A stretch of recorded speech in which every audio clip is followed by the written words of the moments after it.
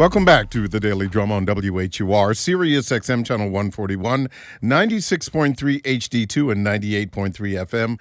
This is the Insight segment. I'm Harold Fisher. What's on the agenda for black legislators in Maryland? The 2024 General Assembly session opens on January 10th, and there's a lot on the table. Arguably, the number one issue is juvenile crime, but there are other issues being discussed this week in Hanover as the Maryland Black Legislative Caucus Foundation hosts the 28th Annual Legislative Black Caucus Weekend. Now, joining me to talk about this are Delegate Jamila J. Wood, Secretary of the Caucus and representing District 26 in Prince George's County. Also, Haki Ahmed, Caucus Foundation Board Member. Lines are open if you have a comment or a question. Give us a call at 202-319-7810, 202-319-7810. You can tweet or you can X me, that is, at HFisherWHUR, or find me on Instagram at Harold T. Fisher. Delegate, thank you so much. Welcome to the program. Thank you so much for having me, Harold. I greatly appreciate it. And also, Mr. Ahmed, thank you so much for coming in. Yes, good evening. There's so many issues that are on the table, but even before we get to that, this brain trust for the Maryland Black Caucus Foundation is it wraps up tomorrow. But you could argue, Mr. Ahmed, that this is a really, really critical time. There are a lot of issues to be discussed, and I'm sure that there have been, a great many, in the corner conversations as legislators try to figure out what best to attack and what's important. One of the things, the title, Building an Equitable Maryland Together, why that title?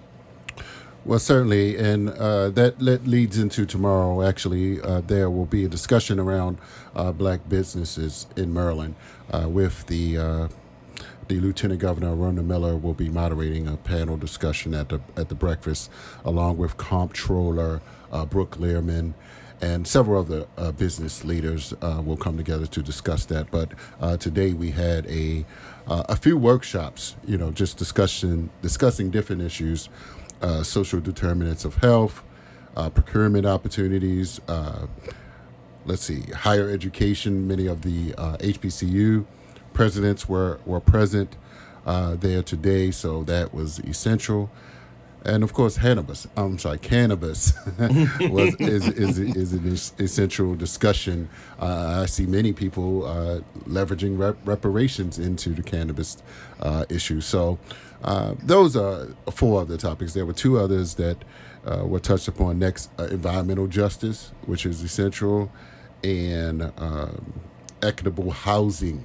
And Delegate Woods talked about that with me a little bit earlier.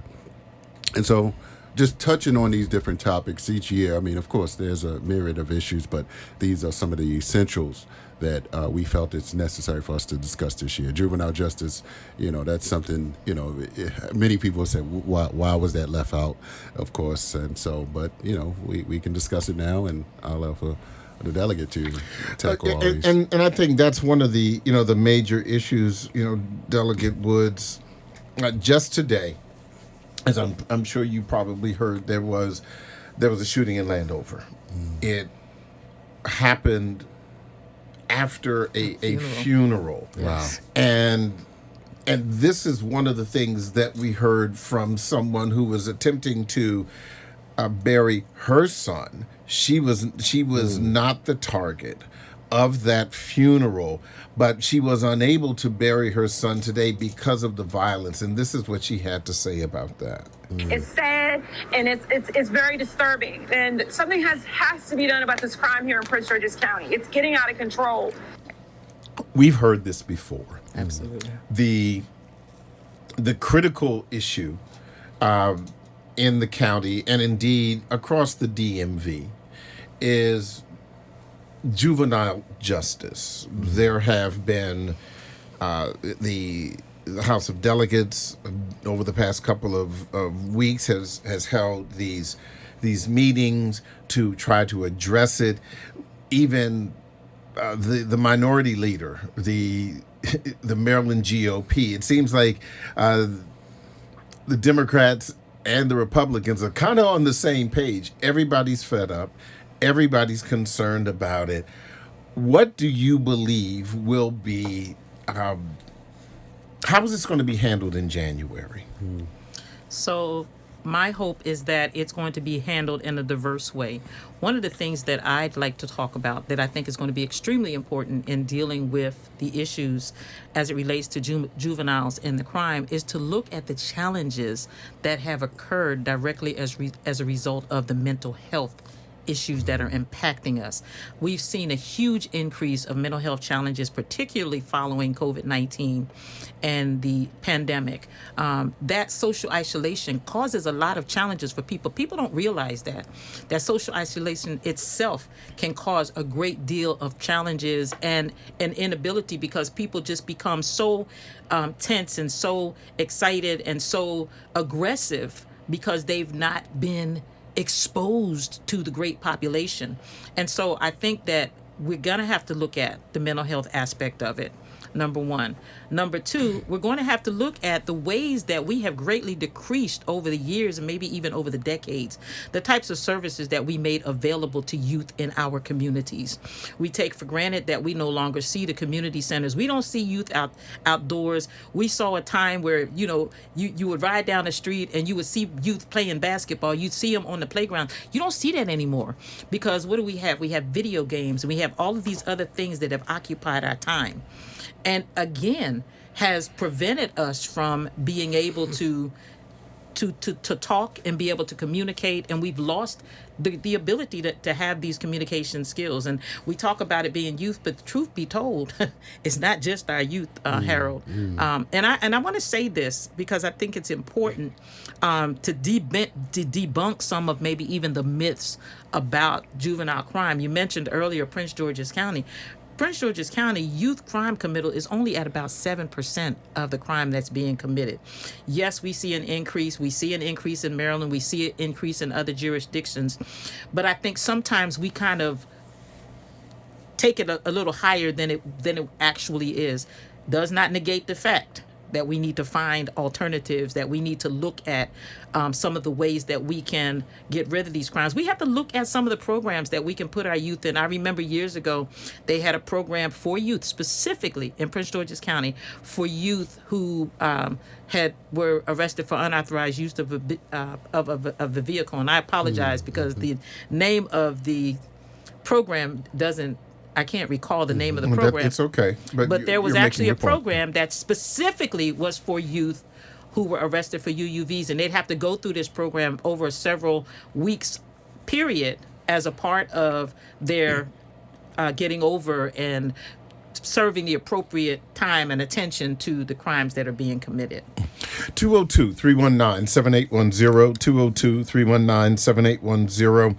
We are talking about the Black legislative agenda in Maryland. What is on deck when the General Assembly comes, when it opens in January? We are talking to a member of the Maryland Legislative Black Caucus. If you have a comment or a question, give us a call at 202-319-7810, 202-319-7810. Whether or not the data suggests that juvenile crime has only risen a little bit, there is perception and then there is reality. This is true. And even in your district earlier this week, I believe it was Wednesday, 2 juveniles were arrested for armed robbery and carjacking. The county state's attorney, Aisha Braveboy, has been talking about being hamstrung because they cannot question juveniles under a certain age, and it prevents a great deal of prosecution. They can't move forward. Again, this is not this is not a Prince George's County thing. This is a Maryland Absolutely. thing. We've heard the county state's attorney in Montgomery County talk about this. You know that earlier this year, the county state's attorneys in Baltimore City, everyone is talking, number one, about this juvenile crime and how these things are to be addressed. Do you foresee that the laws could very well be changed come January? Do you think that is going to be on the agenda? So might I ask, when you say could change In in other what words, context? in other words, allow prosecutors or even police officers to be able to question a juvenile once if they are arrested, a suspect. To if they are suspected of committing a crime, that is the thing that the police chiefs around the state have complained about. They say that they can't do that. So it's not so much that they can't do that. They can't do that without that youth having the proper representation. Exactly. And that becomes an issue because, whether we want to admit it or not, whether we want to believe it or not, no one condones the commitment of a crime. But we need to be careful that that the youth understand the questioning that they're receiving. We need to be careful that they understand the context of the questioning that they're receiving. And so I think it's necessary that the youth have the appropriate representation before they begin to answer some of these questions. Do I think the laws will be changed? I can't honestly say that. But I think that it is a worthwhile conversation to understand the impact that it has on youth, to understand sometimes, trying to say this in a You don't have to. appropriate way. You Sometimes can say it as we inappropriate. want to be very careful about how some of the wording may be manipulated in the questioning. And they're young people. They should know the difference between right and wrong, we hope, right? We hope, because I'm going to go back to what I said earlier, talking about dealing with some of the mental health challenges, right? So we want to make sure that we're giving our youth, just as we would give anyone else, a sacred, a free, a safe way to be able to talk about what's going on without their conversation being manipulated in any way, without them responding in a way that they're not even sure in the wording that's being used, what exactly is being said, and what the implications of what being said are. Where do you think the balance is on that particular issue? Because you do make an excellent point, and we know that across the country, the questioning of young people and as you were suggesting, the manipulation of information in attempts to get information to find other suspects has been problematic, particularly for Black and brown people. Absolutely. But again, having a holistic approach to that, I think a lot of people, as you know, and I'm sure you've heard from your constituents, they're sick and tired of being sick and tired.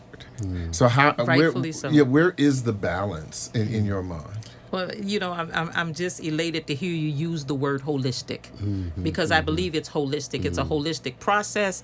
And when we talk about it being a holistic process, it's an everybody involved process, right? We have to change the way that we are addressing how we live our lives, body, mind, and spirit. What does that mean? It means we have to make sure that our young people are getting access to the things that they need, those social determinants of health that some of them are using, right, as an excuse for some of the crime that's being committed.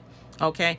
Then we have to talk about who in the community is there to make sure that their needs are being met. Who is in the community is being there to say, we're here to support you. We're here to help you. Who in the community is saying, what's going on at home? And how is what's going on at home impacting what a young person is doing in the community? And I want to just stop and say this, because I think it's a challenge that I hear people constantly say. They say when the youth are acting up, put the parents in jail and do this to the parents. I think we have to be very careful because that becomes a slippery slope. Because there are some parents that are out there that are working hard, that are trying to make ends meet. Again, I want to back up, especially as we talk about the impact and the aftermath of COVID and how it has impacted so many households. And so we need to look at it holistically, body, mind, and spirit, but also look at it from the church, look at it from the community, look at it from the schools, look at it from the legal system. And we have to come together strategically to sit down and plan and stop pointing fingers one at the other. This is what you should be doing, and this is what you should be doing. Let's come together and talk about what we can do together. That's where the balance comes in, Harold. It has to be a unified commitment, a unified collateral group of people saying, this is what we have to do to help resolve this. 202-319-7810, 202-319-7810. We are talking to a member of Maryland's Legislative Black Caucus about what's coming up and some of the pertinent issues that are in the forefront for Maryland Black legislators, as well as you at home living in Maryland. I need to take a break, but Vernon from D.C., we are going to talk to you. Also, Lisa calling from Maryland, we're going to talk to you as well. Do not hang up. You will be able to hear the program. Stay with us. The Daily Drum will continue on Sirius XM Channel 141. I'm Harold Fisher. John Mons is next with the original Quiet Storm. That's on WHUR. This program continues on Sirius XM Channel 141 in just a few seconds.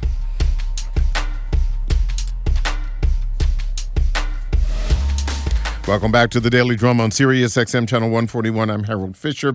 We are talking to Delegate Jamila J. Woods. She is the Secretary of the Maryland Legislative Black Caucus, representing District 26 in Prince George's County. Also in studio, Haki Ami, Caucus Foundation board member. We're talking about what's on the minds of black legislatures in Maryland. The General Assembly session starts in January, and of course, one of the key issues is juvenile justice. But business is also on the line, as well as what's going to happen around this FBI headquarters should it come to fruition. That's a federal thing, but it's going to be on Maryland land.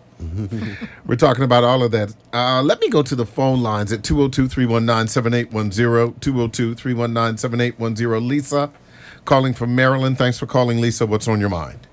Hi, good evening. Hi. I 100% agree that this is, we should take a holistic approach to addressing juvenile justice. So my question for the legislator is, what is the conversation with the parents of these children, their children who are allegedly committing crimes? Because they, even if you work with the child, they might have to go back into a community where whatever you taught them is negated by what their parents are requiring of them, or they're brought a village. And that's a very good question, and that's a question that comes up amongst a lot of people. How are we addressing the parents? To be very honest with you, Lisa, I can't give you a straightforward answer as to how we're addressing the parents. But my response would be, again, that we do need to come together and talk about ways that we can support the parents, particularly those parents who unfortunately cannot spend as much time with their young people because they're trying to make ends meet.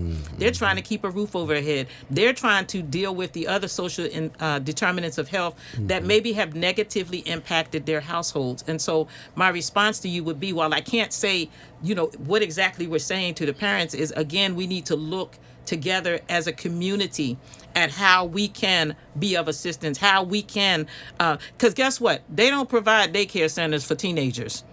Teenagers get out of school. Most teenagers get out of school. Their parents are still at work, and so it's so easy to get caught up, right, in the mix. You want to get along. You don't want to be bullied. We don't know all of the context. And you said it yourself. We don't know sometimes out of the households they come from. I was very disappointed to learn that there was actually a parent that was involved with a young person that was doing carjackings. That, wow. These are things of concern. And I do believe, yes, we have to make addressing the parents a priority.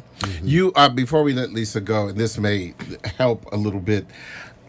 You're a freshman legislator. This is correct. So you've not even been in office a full year, but I'm sure that you've kind of had your ear to the ground. What are your constituents telling you in District 26 about this issue, whether it's parenting, juvenile justice, or what?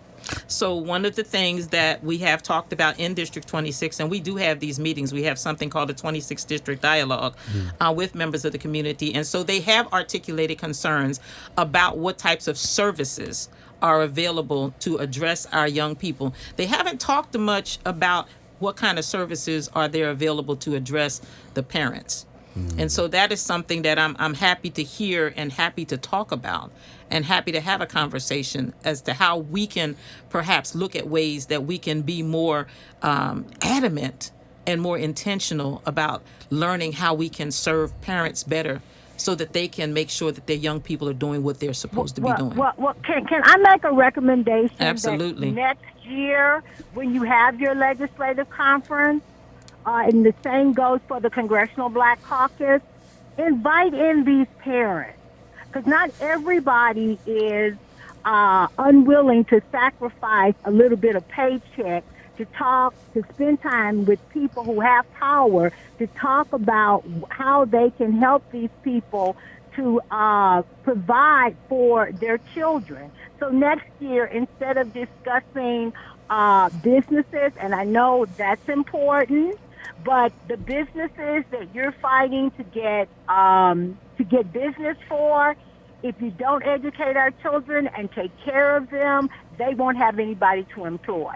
So next year, when you have your conference, call in the parents of these children, not the police or the educators. Call in the parents and ask them, how can we help you? What is it that you need? And I'm not blaming you.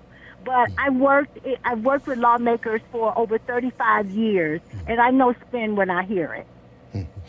Lisa, thank you so much for your phone call. Mr. Ami, if I'm not mistaken, the Legislative Black Caucus Weekend, like the Congressional Black Caucus Weekend, is open. Yes. Yeah, it is open to the public. So those parents, interested parties, can come. Correct. Absolutely. And that's essential. We appreciate what Lisa had to say, and I'm just of the opinion, and I want to just say a little something.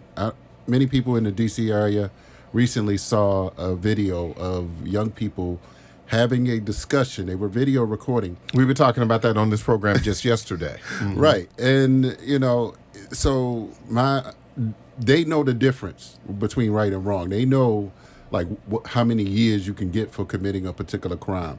And so ultimately, there are going to have to be consequences and repercussions. Which again goes back, and the governor has gone on the record of saying that, yes, there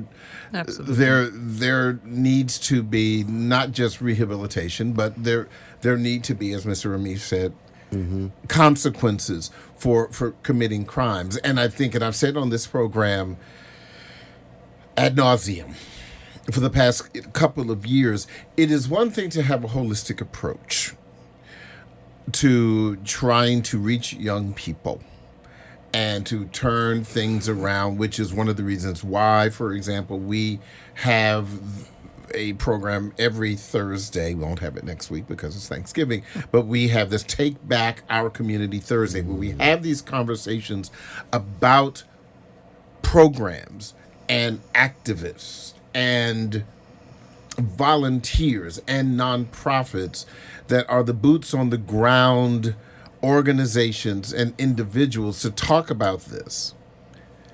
On the other hand, if grandma says, young man, please don't lean on my car, and he cusses grandma out, and grandma doesn't know whether or not he is armed or not, that is not a holistic approach to a situation like that goes out the window.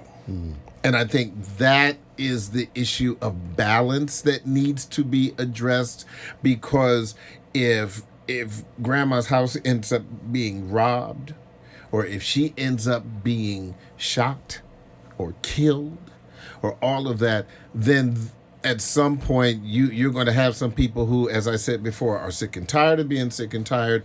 And we've heard on this program, some folks say, we didn't lock these kids up. And so let me say this. When I talk about a holistic approach, I'm not talking about a holistic approach in the sense of being reactive. I'm talking about a holistic approach in the sense of being proactive. What can we do to help that young person understand that it is completely unacceptable, first of all, to be leaning on grandma's car? Can we just be honest? And second of all, to be disrespectful to grandma or anyone else. So when I talk about holistic approach, I'm talking about we need to start it now. We need to start it with our young children in school, right? We need to make sure people understand the importance of how we treat each other and how we respect each other. Because contrary to popular belief, when I came up, and I don't know who's oldest at this table, right? But when I came up, there were just certain things you just didn't say or you didn't do around adults. But the world has changed, and The I think world and has that changed. is the thing that is frustrating to elected officials. That is the thing that is frustrating to the grandmas.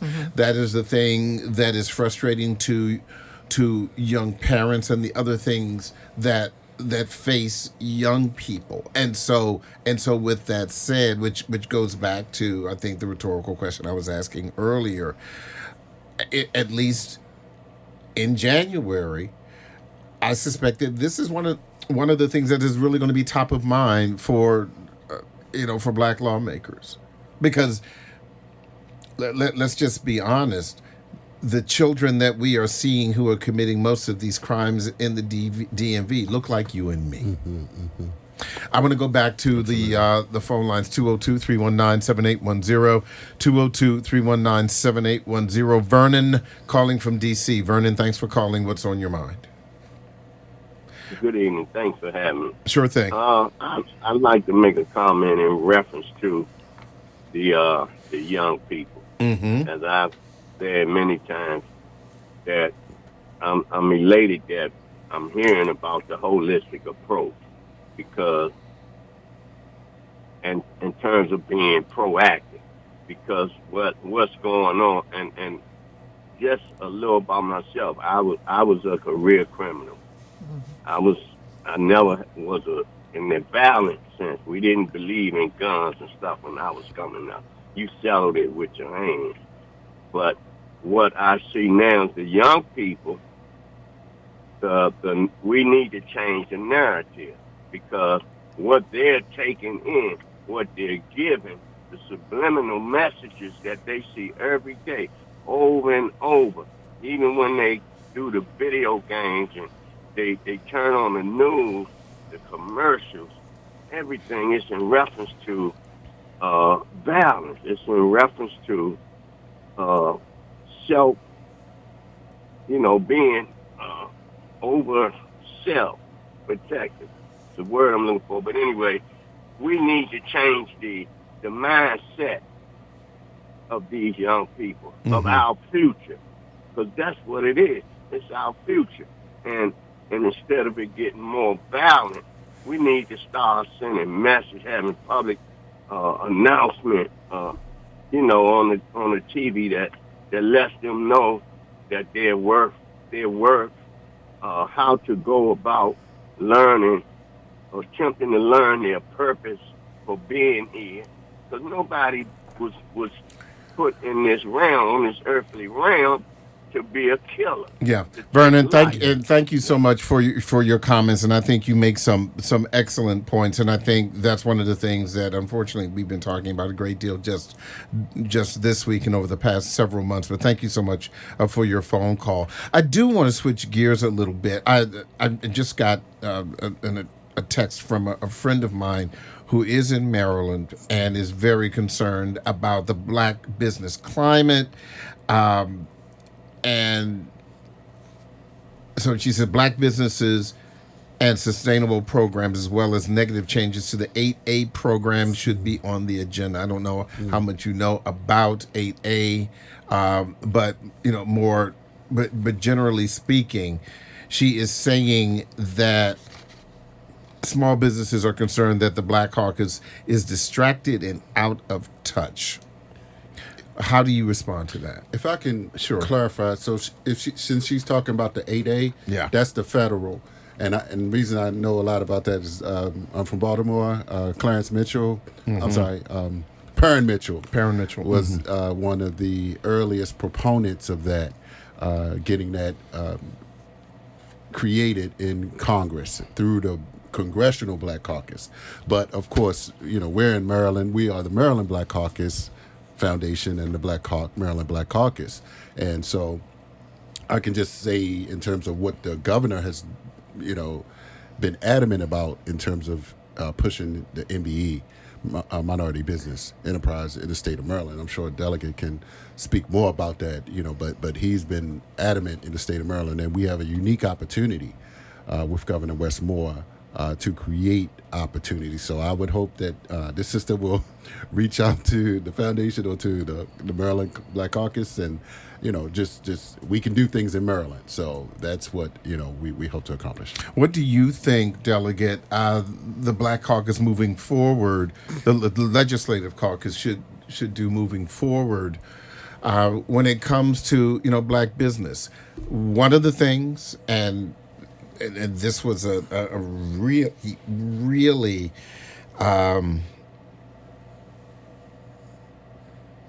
a very vocal fight, and that's the issue of cannabis. Okay,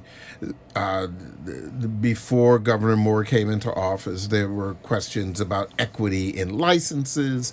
If I'm not mistaken, the new licensing process has opened up again, but in Maryland, just like everywhere else, before marijuana became legal, black folks were getting arrested. Right. When it became legal, black folks weren't getting the business. How do you fix that? And so one of our legislative priorities in the Legislative Black Caucus was to address the cannabis issue. And we were very pleased that HB 1071 and SB 51, which address adult use cannabis legalization, will help to eliminate what you just talked about. The fact that when people were getting arrested for cannabis, it was over 60% of traffic stops impacting black Marylanders alone.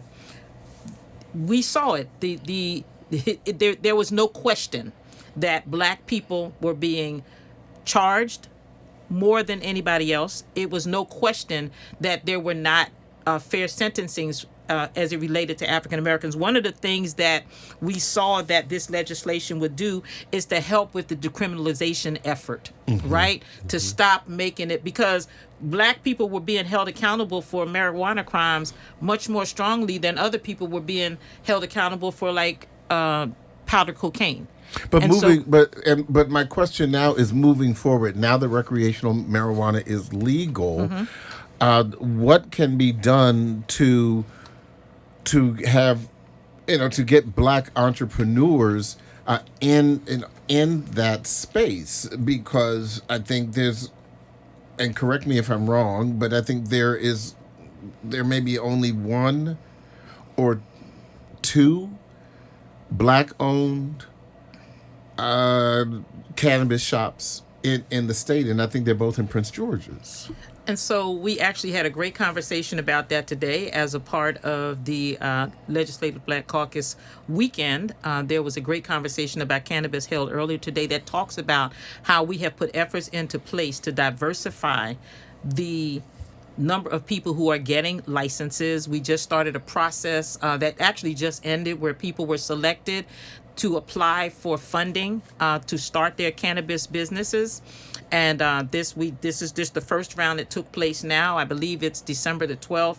Those who were accepted, who submitted applications, I believe it's by December the 12th, they have to present their proposals to get the licensure. the other things that they've done is in particular areas, in particular geographic areas where people were most impacted by cannabis, they're trying to make provisions to make sure that their people can get their businesses, can get services if they lived in that area, if they went to school in that area. So there are so many things, and I'm happy to say there were a number of commissions, if you will, that have been assigned to make sure that we are diversifying the ability for people of color to get licenses. And as you said, unfortunately, we're still living, right, in the reality of inequity. We're still living in, the reality of people don't always get their fair share. And so I believe that this governor has made astounding efforts. And we, the Legislative Black Caucus, have definitely been in support of all of the things that we can put into place to make sure that there were equitable, inclusive opportunities for people of color to get a piece of the pie as it relates to cannabis, businesses, and services, if you will. And Mr. Army, you may even be able to speak to this because one of the biggest things as it relates to once you get the license is the funding to build the brick and mortar, and I think that again, even kind of waxing philosophically, outside of the license piece, you still have to have the money to go into business, just like anything else. But as we know, and for those who don't know, running a cannabis business is disrespectfully expensive. Interesting. Wow. I'm not totally aware of. Yeah, it is extremely expensive. But I'm just talking about generally speaking, as it relates to businesses and getting the financial, getting loans and or grants or anything like that. And if I can just add, a huge barrier to the process also is the fact that cannabis is still not legal on the federal level. That's true. And so people are having point. challenges. They can't have a business and open a regular bank account, right? Because of the federal regulations. So there's a lot of stuff that point. still has to be navigated as it relates to getting those types of support. I went to a cannabis plant down near Cambridge, Maryland.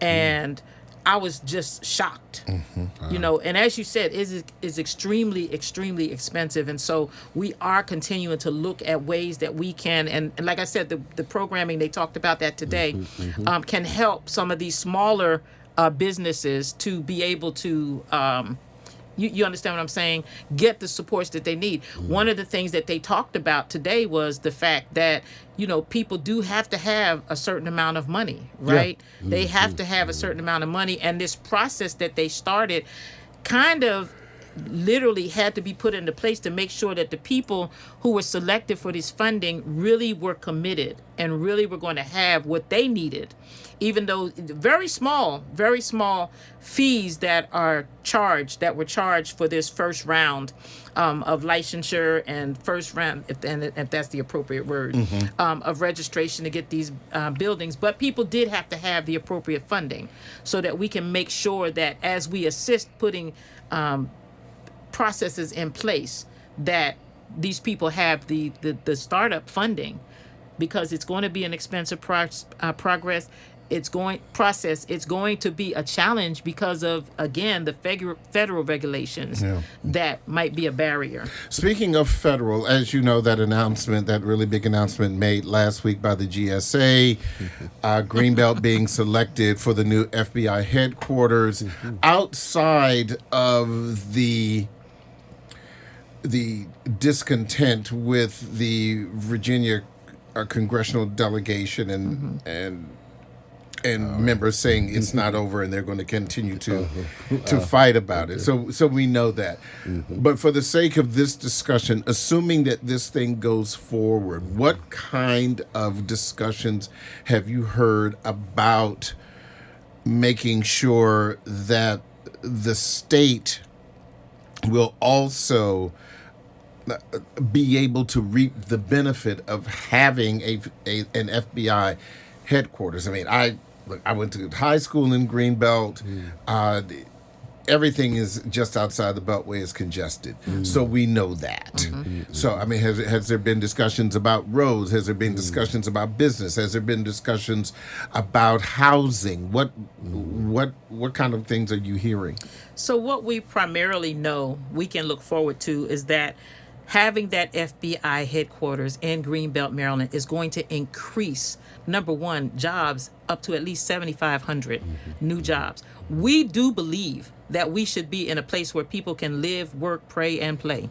And so our goal and our belief, our effort is that we will have people right here in Maryland who can go in their own communities or close by and be able to benefit from the FBI building being there. Also, we'll see an increase of at least $4 billion in economic activity in our county.